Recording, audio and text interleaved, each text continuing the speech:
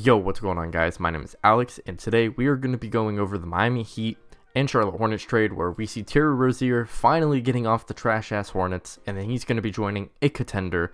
We're going to go over the trade package, and then I'm going to give you my grades for both of these teams and see who ultimately won this trade. But let's start out with the trade package. The Miami Heat are acquiring Charlotte Hornets guard Terry Rozier for guard Kyle Lowry and a protected 2027 first-round pick, which I believe is lottery protected, and it could be conveyed to 2028, and in that year, it would be an unprotected first-round pick. Let's start off with the Hornets because I don't really think there's a lot to be said about this team, but overall, I would probably give them a B. I think this is a very passable trade. Yeah, you're getting Kyle Lowry, who is having his worst season of his entire career, but I mainly think that's due to his age. Now, from reports, it does sound like they're going to try to trade him for some more assets before they potentially may have to buy him out and put him into the free agency market. Now, if they do end up trading him, I'm not really sure what sort of assets they're going to get from Kyle Lowry. He has a big contract, so they're probably going to have to take back another big contract as well. And in terms of draft capital, I don't really know if any team's going to give up a first, so it will probably be a couple of seconds and just some sort of salary dump, so Kyle Lowry could potentially go to a contender, come off the bench as a backup point guard. And then for these first round picks, the pick being lottery protected really might not matter all too much because the Heat tend to just be really good and they never tend to see themselves into the lottery, so they're most likely going to get this first round pick.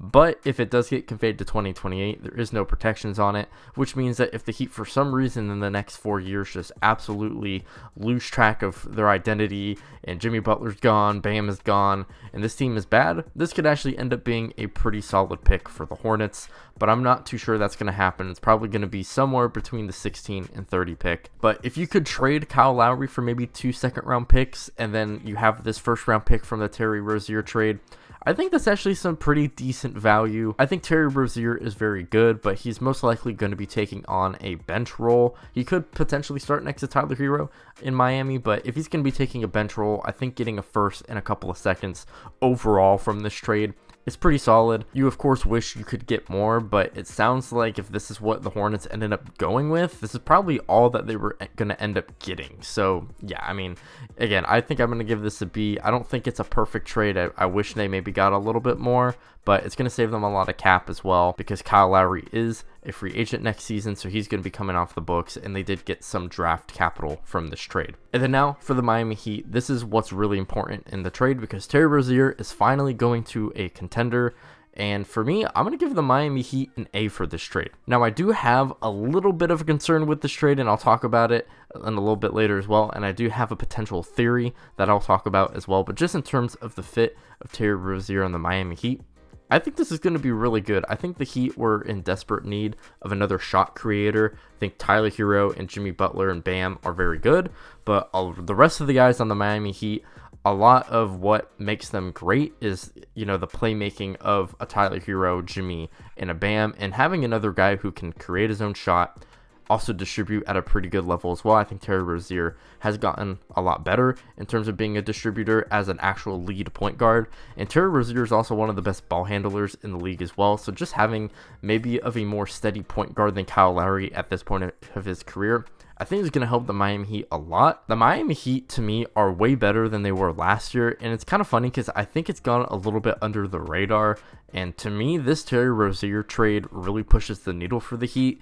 I would say the Heat were maybe outside contenders to like the Bucks and the Celtics and the Sixers, but now adding Terry Rozier onto this Heat squad, I think he's going to push them into that top contender realm in the Eastern Conference, and they're going to be right in there in the mix, and I can very well see them making it back to the finals now. Now, I do have some concern. You have to ask the question, is the ball handling and playmaking of the Heat as a whole going to be enough for them to make it back to the finals? I have this same level of concern with the Phoenix Suns because, yeah, they could put Devin Booker or Bradley Beal at the 1, and then they have Kevin Durant as well. These are all guys that I think can play make by committee, but they don't really have that lead guard that I think can slow the game down and facilitate. And I think the same problem is coming with the Miami Heat as well. Terry Rozier, Tyler Hero, Jimmy Butler, and Bam, I think are all very capable of passing and playmaking in their own defined roles. But who is going to be the guy that when the game slows down and you need someone to create for others, who is that guy going to be? I think Jimmy Butler is probably the guy to do that. And even last year,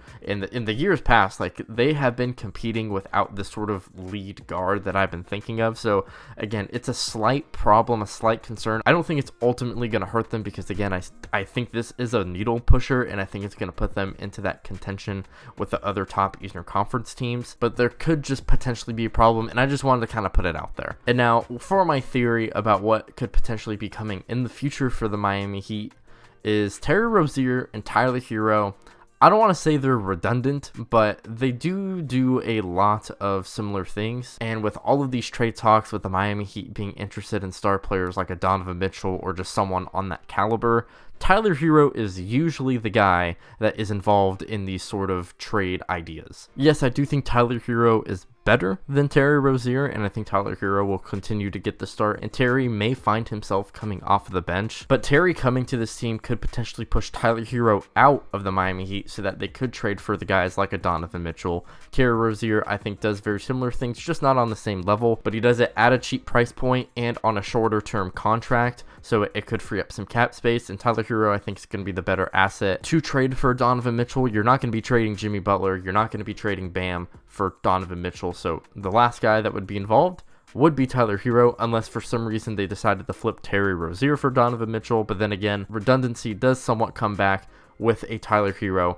and a Donovan Mitchell. So I could potentially see Hero maybe getting traded later on, not this season, maybe not even next season, but we'll just have to wait to see. It's just a theory. I still don't even know if it's actually going to happen, but I just see something like that potentially happening, especially since Jimmy Butler is just going to get older. I think we've seen the peak of Bam Adebayo. If this Heat team is very serious about winning championships, I think sooner rather than later, they're going to realize that they kind of need to go all in. And if that means trading Tyler Hero for Donovan Mitchell, I think you should do it. So those are my just thoughts on that. Terry Rozier is having a career year just across the board, and it's about time we are seeing him on a contender that I think is now truly going to actually compete in the Eastern Conference alongside teams like the Boston Celtics, Milwaukee Bucks, and the Philadelphia 76ers.